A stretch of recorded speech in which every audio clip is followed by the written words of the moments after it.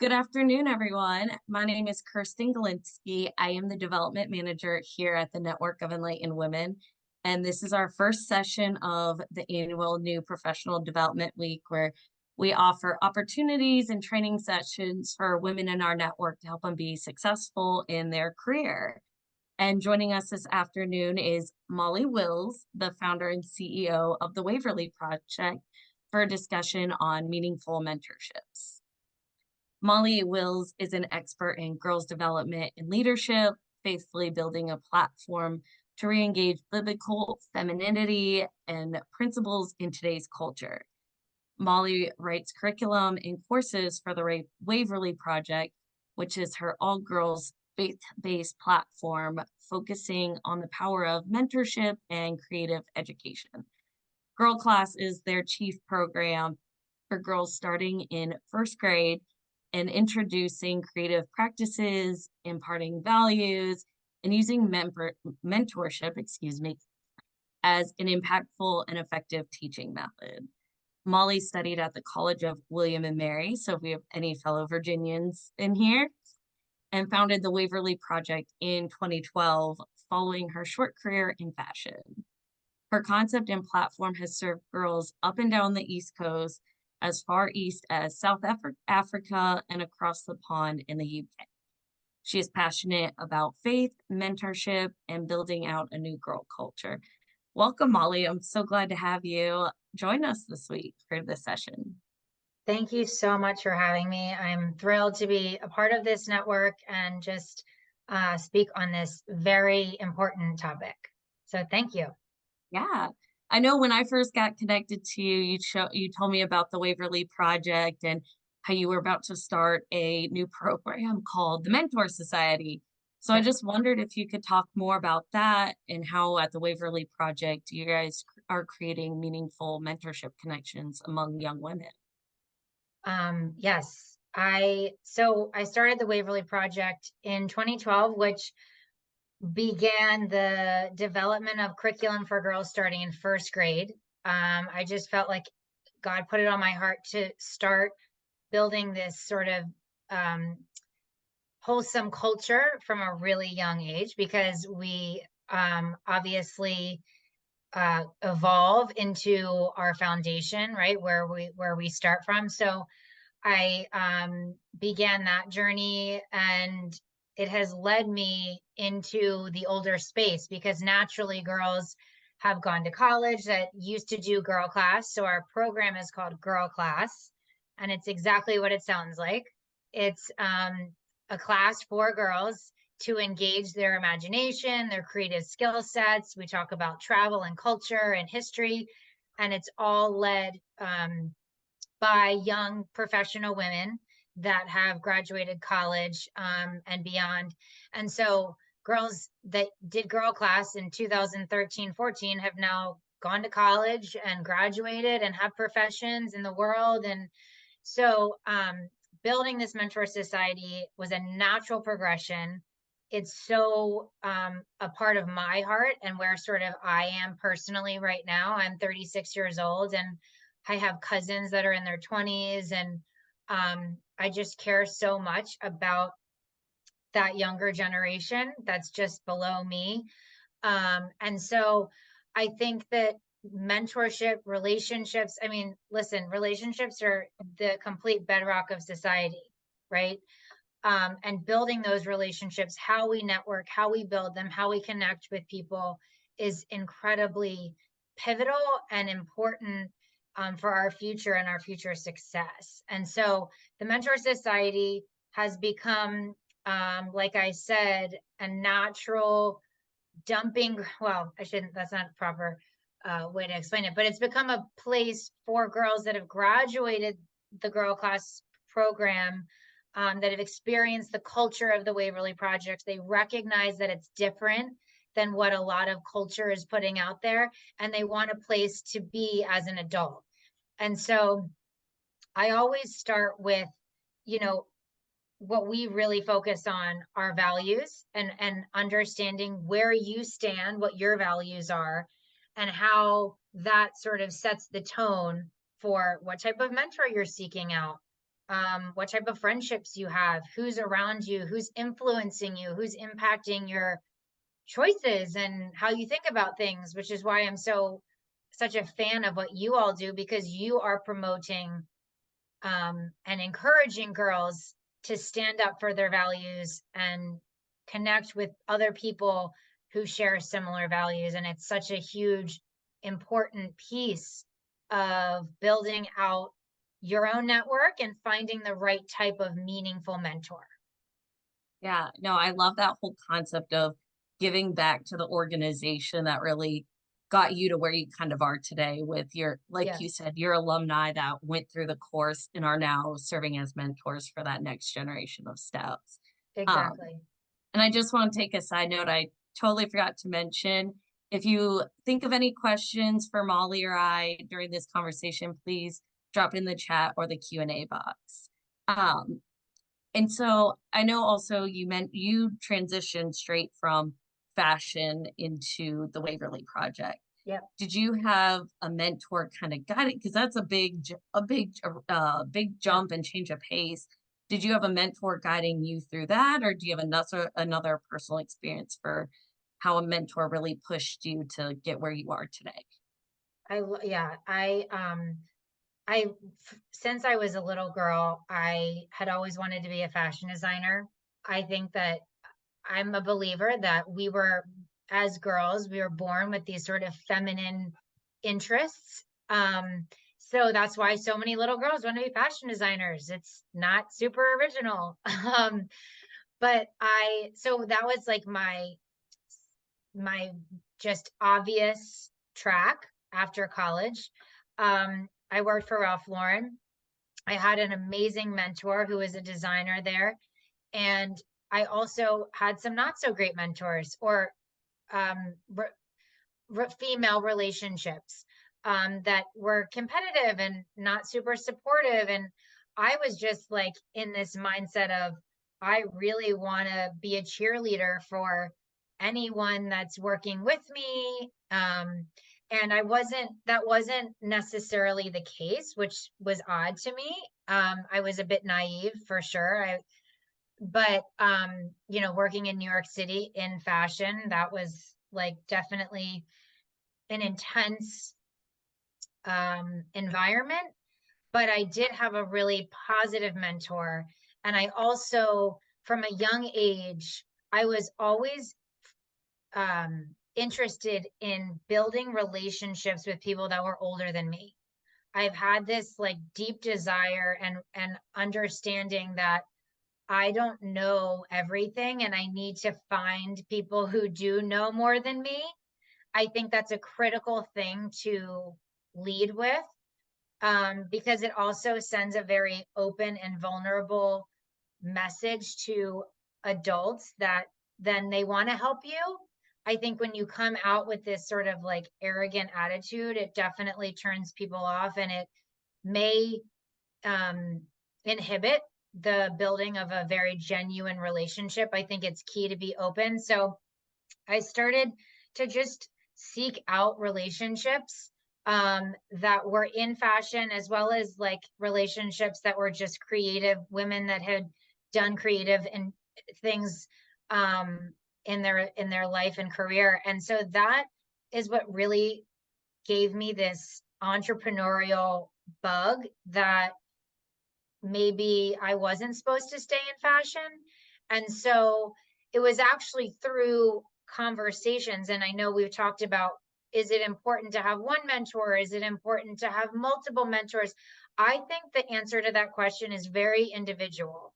I think that if someone wants to be in finance or in law, um, it's important to hone in on a person that is a good fit for you, where you share values, you share vision. But if you're more of an entrepreneur or creative, I think it's important to maybe have a few people that can speak into and pour into you from various angles that will, eventually get you to a good, comfortable place little by little as you chip away at what you're good at, what you're not good at. And I think it requires different personalities and different skill sets to be that mirror to go, okay, I think you're good at this. Maybe you're not so good at that. So I was doing all of that in my 20s. I was literally having coffee with like anyone that I would meet that I was interested that, um, kind of had some sort of creative interest or connection with me. I asked them out for coffee. I think you've got to be bold. You've got to be really confident when you're pursuing relationships and mentor relationships, particularly because most likely a lot of these women are busy and they've got a lot going on, whether it's family, work, both. So being intentional and confident and clear is super important. And yeah, that honestly, building all of these various relationships was the foundation of my network, which is now the backbone of the Waverly Project.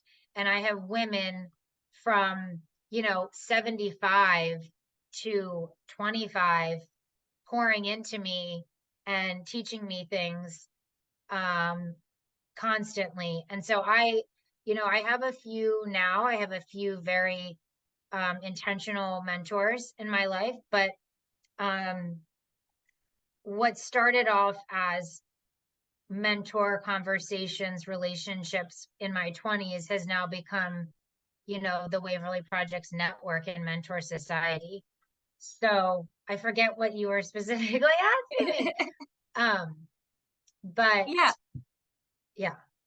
Yeah, and no, similar to that, I asked, about if there was one specific mentor person, Oh, and kind of like you said, it's a buildup of a couple. I yes. mean, it was one of my professors in college while I was in college, and he was really business, politics type stuff. So then when I fell into fundraising, I found she's a director of development here in Wisconsin, and I instantly clicked. I was learning so much from her, and so like you said, different variations if you really want to hone in on a specific thing to find that mentorship opportunities. Yes.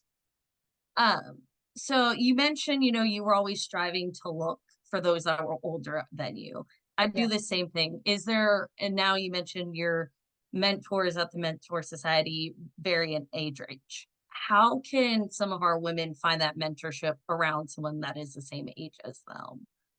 Yeah. So I think, again, you've got to know who you are and you've got to know what what values are most important to you. I think in today's culture, listen, we're like constantly bombarded by different information every day.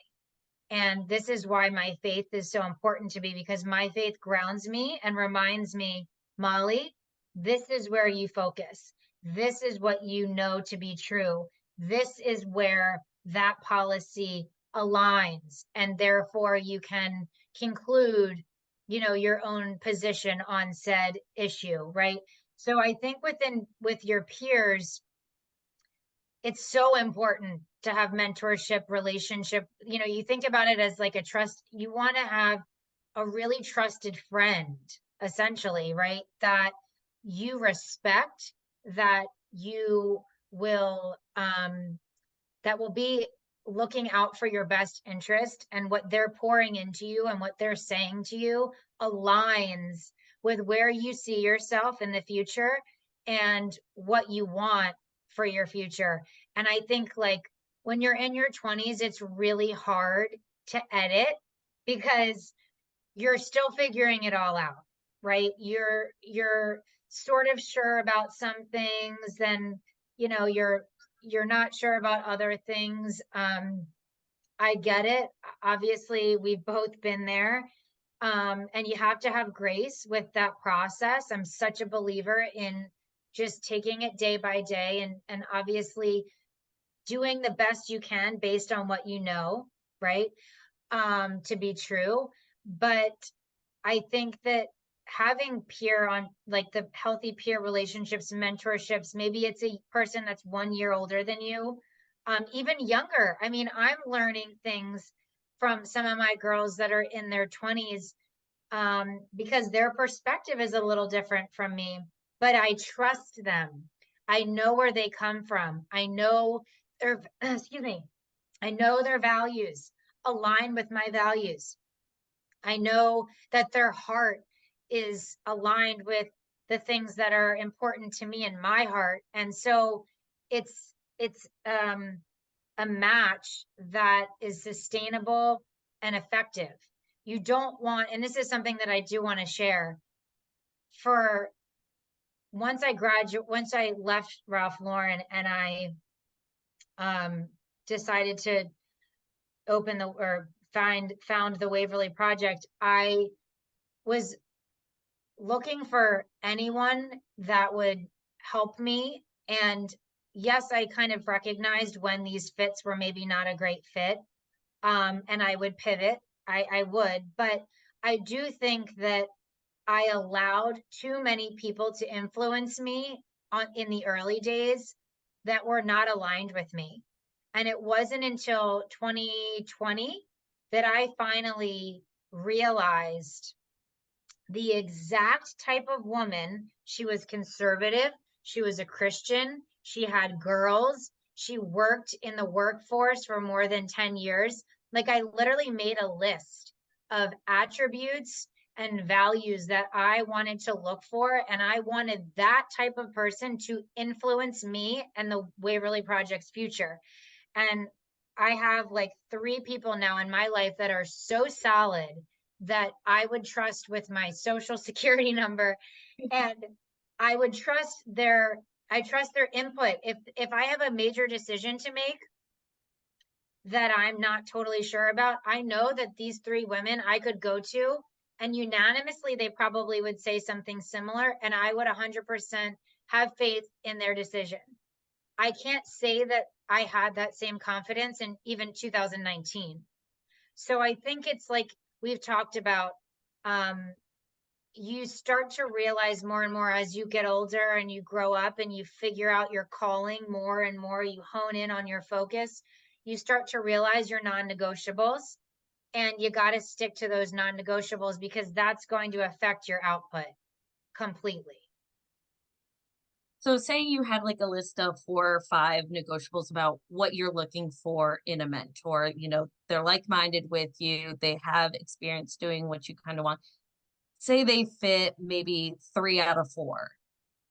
Is it still, I would think you still that's persevere with yes. them, or okay? Yeah, I think you don't, the one thing that I've been very prayerful and intentional about is not being persuaded to sell out, meaning like if something really feels off, I've got to be bold enough and brave enough to just say no.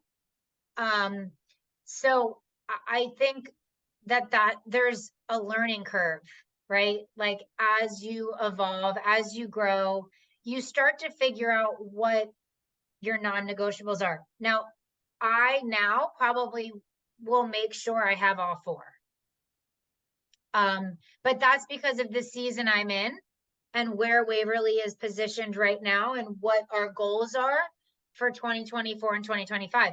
I think as you're evolving, and let's say we're all college girls, which we are, I think that you can be open to having most of your non-negotiables on the list. But I think because it's going to take time to find those very specific fits, both chemistry wise and value wise.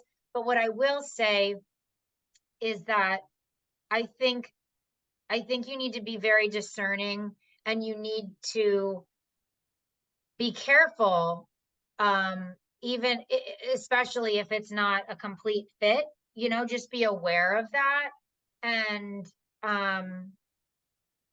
that's, yeah, because I think that I'm not a black and white person. I don't think it's a healthy way to be like this or that necessarily when it comes to mentoring, because sometimes things can surprise you and you want to have a 10% of openness, but at the same time you need to know your core values and beliefs, right? Yeah, no, that I absolutely agree with that.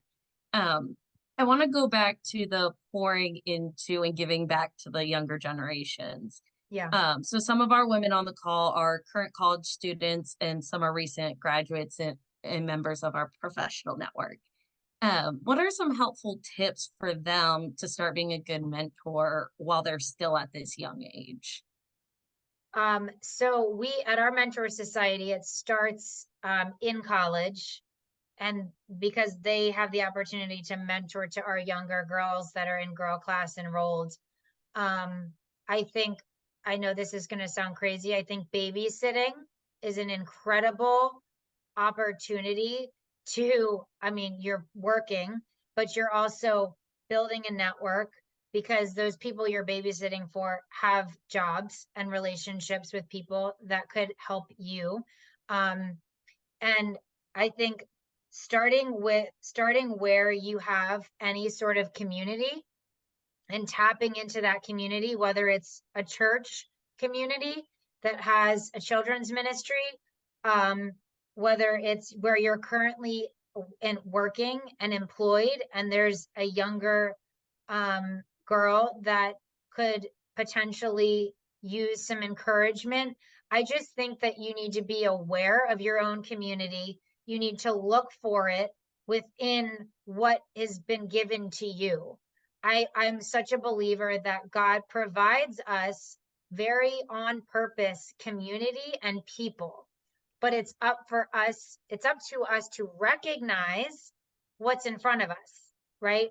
And so when you think about who is in your life, what types of relationships you have, whether it's cousins, whether it's, like I said, church or just local neighborhood or employee relationships, being aware of all of those and really thinking about how you can give back and pour into those um, individuals. And I think it happens very naturally. So if you are interested in it and it's something that you want to prioritize, I mean, that's partly why I am building what I'm building, because I want it to be accessible to girls all across the country. I think it's incredibly important for us as women um, to give back. It grows our hearts exponentially and provides opportunities for us as well. So my piece of advice would be to just look right in front of you where you are, because I believe that there is always an opportunity. It's just sometimes we don't see it, right? And then of course you can take the Google route and the research route and find places like the Waverly Project and other organizations that are aligned with passions that you might have and pursue those things and see what happens. But I think what's really important is that you have to recognize things do not just come to you. You have to be willing to step out and speak up and pursue things that um, are definitely available, but it's up to you to sort of make that first move. You know what I mean? Yep. Yep. You can't, you have to ask for the help in order to get it or That's correct. see to make you have to be the change maker in your community, You essentially. really do. Yeah. And I would encourage, I mean, everyone that's on this has that definite seed inside of them, or else they wouldn't be here. So it's just a matter of really believing in who you are and finding the right space to make those relationships and mentorship happen. Yeah, absolutely. Going into, for some people that, think they can do everything on their own, but life's getting a little tough. They might, have trouble asking for that help. What are some tips or ways that a woman can go about reaching out to her mentor to ask for that support, whatever it might be? Yeah, I mean, it's so huge. And that's another reason why I'm building what I'm building. I personally, I've lost my dad and my brother in a matter of 4 years. So I've experienced grief like no other and some serious storms and trials. And not that everyone life is just going to have its challenges. And I believe that God designed us for community and for relationships so that when these storms happen, um, we have people that we trust that will encourage us all the way through the storm. It's incredibly important. And I think that that vulnerability um, is what builds trust. And so it's an it's a perfect opportunity for you. Honestly, if you're going through something hard, first of all, anyone that's on this call or Zoom can reach out to me because like I said, have been through so many challenging things in the last couple of years. But it's provided me opportunity to build relationships that are so beyond deep and indestructible that the confidence that I have now going forward is incredible because I've opened myself up, I've asked for help, I've broken down to these people that now I have a trust that is undeniable, and there's a history there and there's a depth there that you can't pay for or manufacture. And so I actually think that trials in our lives are opportunities for us to not only grow and build character, but provide us, like you beautifully opened with, the opportunity to have meaningful relationships because life is not easy and it's not always going to be joyful, happy phone calls. There's going to be those calls where you feel like you don't know where to turn. And when you get to that place, you want to make sure you have people in your life you can go to.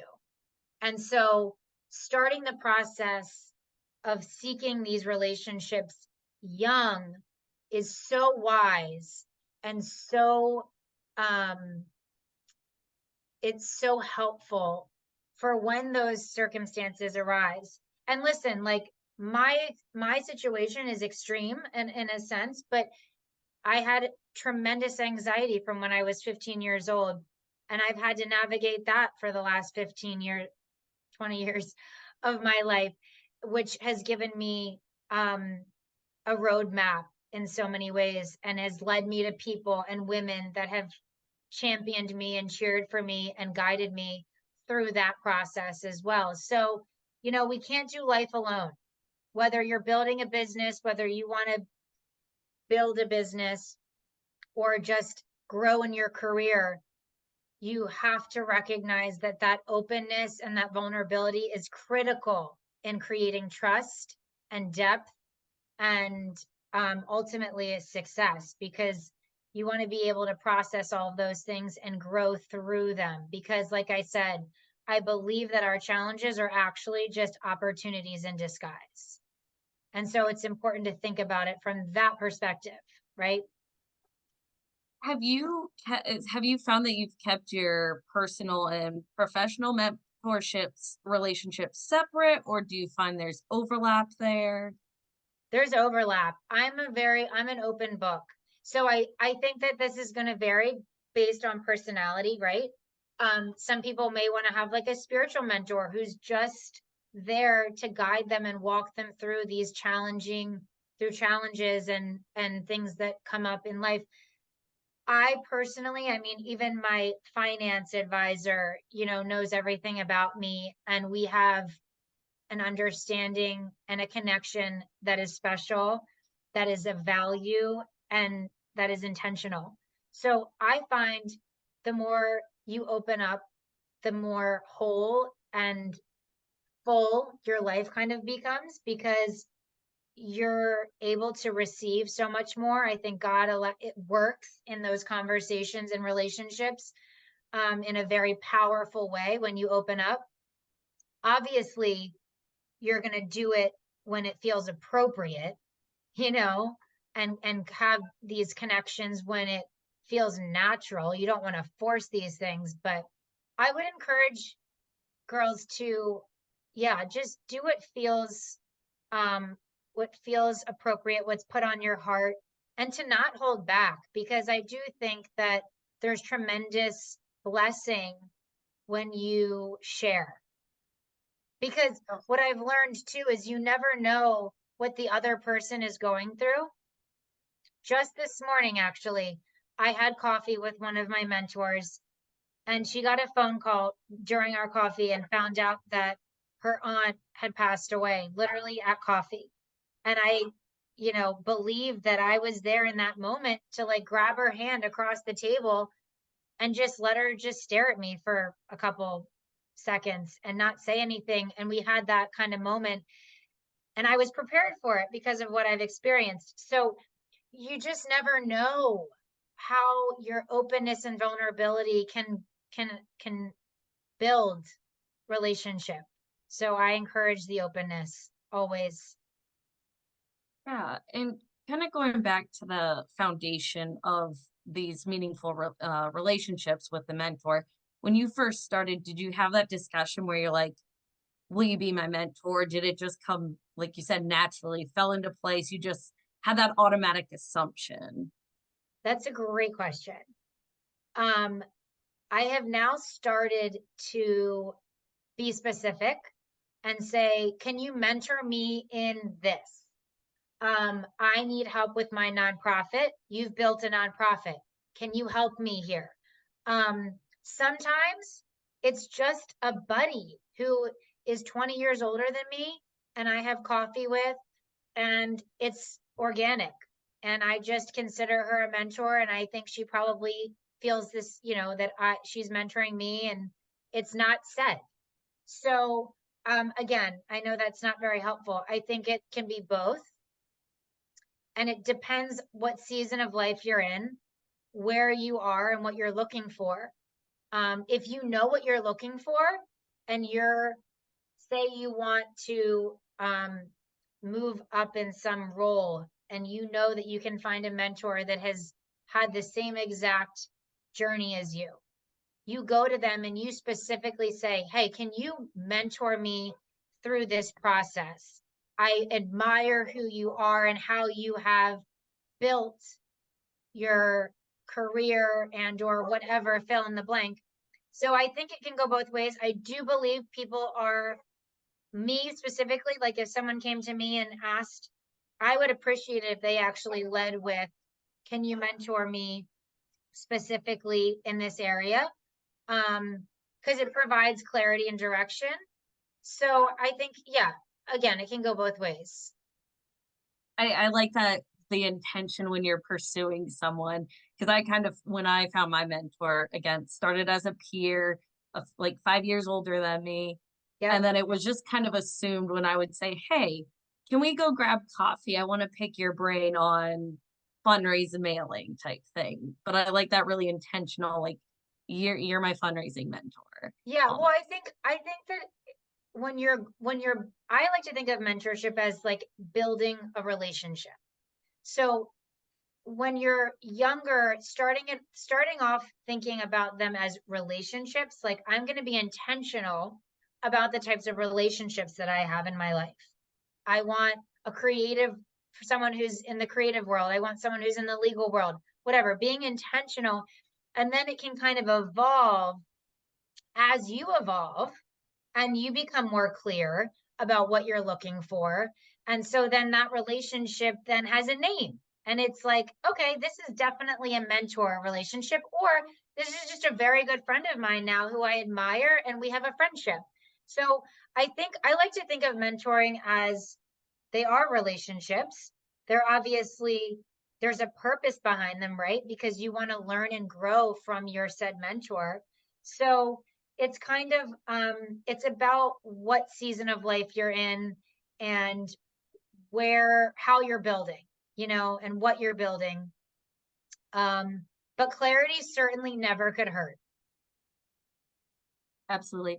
We've had a couple questions come in through the chat.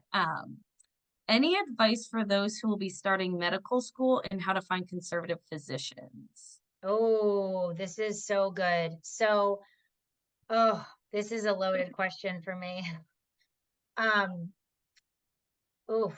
Uh, I have my only medical experience. My brother had brain cancer, and I was his caretaker. I walked him through a lot of that process for 10 years. Oh, it's so important to find advocates and people who are in your corner. I mean, advocate would be my role, you would be the doctor, of course. But I think that it's important to think about where you're probably going to be spending your time, where your medical school is, where your fellowship is, because that will attract certain people, I think. So if you want to be around conservative people, I would encourage you to pursue a more conservative area that will more or less attract doctors, that are attracted to a conservative area. I think that culturally, that's just a very like 101. I would be prayerful about that because I think that it's probably a challenge, to be honest. That's obvious, but that's a gift because you're going into that space for a reason, which is awesome.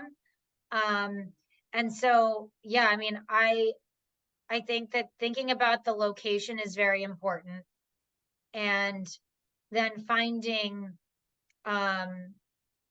within that, then dialing it down specifically, getting connected locally to like a church or some sort of local organization that could lead you to that, to a physician mentor coming from the same position as you. But that's going to be really important. And then how often is it appropriate to meet with a mentor, and how formal, informal should those meetings be? Is it best to have an agenda with it? Again, it depends on what you're looking for. I think that consistency is very important. I think as someone who mentors, I want to see that you're responsible, that you have time management skills, that you're intentional with my time and your time. So as you're starting off, I think it's important to be consistent and routine. Say, hey, listen, can we meet once a month? I'd really appreciate that. Um, and then as you grow and certain relationships take on different forms, it can become a little more informal. But as you're starting to navigate this mentorship skill and arena, I think that being consistent and responsible and respectful of your mentor's time is important. And then can you share what age you acquired your first mentor at and what that relationship looked like? Yeah, so I was in high school. It was my English teacher. I love to write, and that's sort of like I'd say my number one passion and love is writing. And so my English teacher, I wrote a paper. I didn't even know I was a good writer. I wrote a paper and I got like a perfect grade. And by the way, I had struggled. I had to work really hard in school. Has nothing to do with this conversation, but that's a background a bit, because when I got this A plus, I was like, oh my God, wow.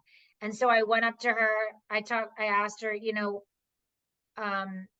we just started talking about my work, and she said, you're an amazing writer and you need to focus on your writing. And so she kind of found me, I kind of found her. I think that teachers, which we talked a little bit about this, Kirsten, that yours was a teacher, or was it a professor? He was a professor. He was our college Republicans advisor. And then Yes. I took a business administrative course with him. So Okay. So I think that teachers are a phenomenal place to start. They can recognize in you what gifts you have that you may not even realize you have. So mine was a teacher. It was in high school. And then as I started to realize, oh my gosh, I can make friends with adults and teachers and I can learn from them. It was like this aha moment that I had. And so then I was kind of just a little bit aware and open and like looking for certain people. And then when I got to college, I was an art history major, and I found the head of the art department who was brilliant, and I respected her so much.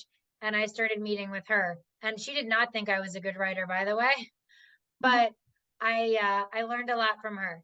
So yeah, I mean, I think teachers are a great place to start, and you can be as young as like ninth grade in high school. Would you agree that you could have a teacher or professor mentor that is not necessarily like-minded with you on all Yeah, issues, and that yeah. it is a successful mentorship? I think that respect is important, right? We're not always going to see eye to eye. Now, you don't want them to make you compromise your values. That is where the non-negotiable comes in. I think it's important to be open and listen. I mean, this professor, all my professors at William and Mary were liberal and I didn't even have the voice to really say I was conservative. I started to when I was like junior, senior, but I recognized that I disagreed with them. So, but I still wanted to learn because I understood that there was value in their experience, there was value in their wisdom, and I could take pieces of it that I agreed with, that made sense for me. So I think that we need to listen, like we all can agree that things have gotten so divisive. And unfortunately, when things are so divisive, that sort of agreeing to disagreeing thing gets thrown out the window. But that's an important skill to learn to listen, to learn to recognize what you agree with and what you don't agree with. And how are you going to know that if everyone you talk to is completely like-minded?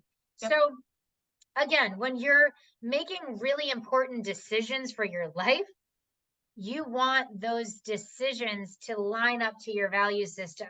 But when you're trying to navigate what your even decisions, what your values are and what matters to you need to sort of hear out some different people and go, okay, that doesn't really sit well, or that doesn't align with me. Pray about it, pray for discernment, pray for wisdom, and be open. I love that. I love that. Figure out what you believe first and then You got hold to figure those out where beliefs you close to stand you. first, what truth, not what your truth. I believe that Christianity is truth and that everything pours from that. But you need to understand, yes, what matters to you values wise, how you make your own decisions, and then you can see in conversation how that sits with you. This is a little bit of a fun question. Was it a Okay. scary decision to leave the fashion world? Oh, And can you talk a little bit more about that I experience? love that. It was incredibly scary. I When I was 14, my dad patented and trademarked a Miss Golf line. It was a golf clothing line.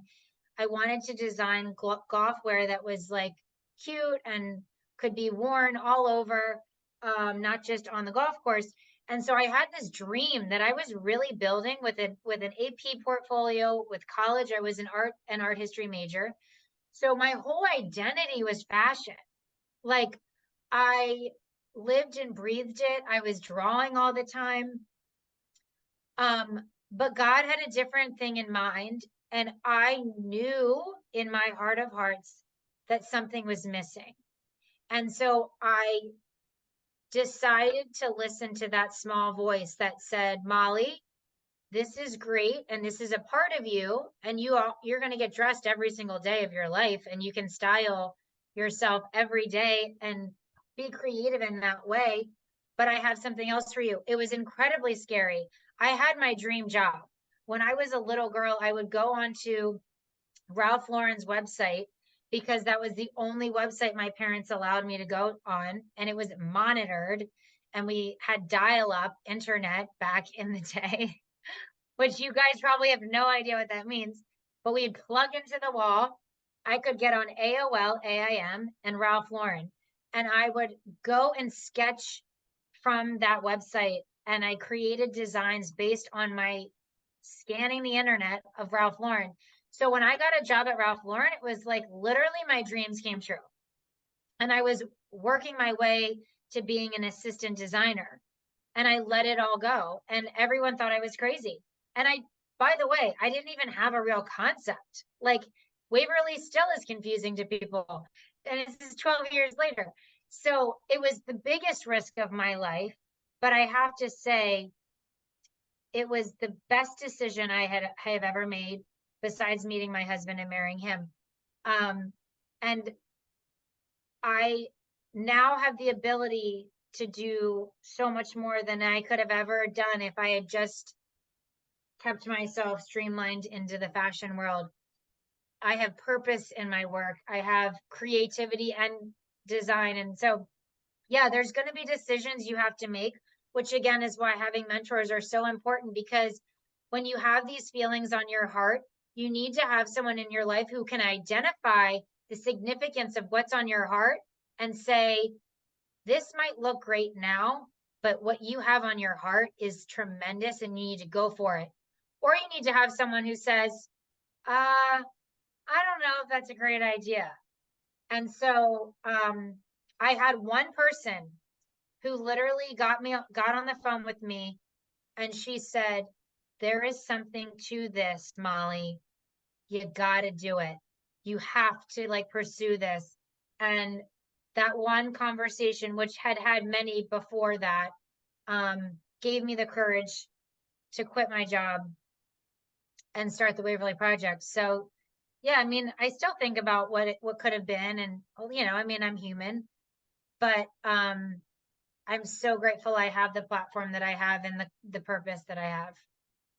Yeah, well, I'm so glad you did take that leap of faith, and because otherwise there's a group of women who grew up and would not have had the opportunities without you taking that leap of faith.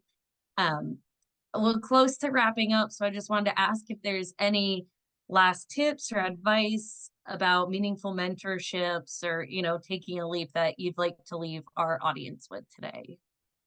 I would say, as you pointed out, that you need to figure out what is important to you.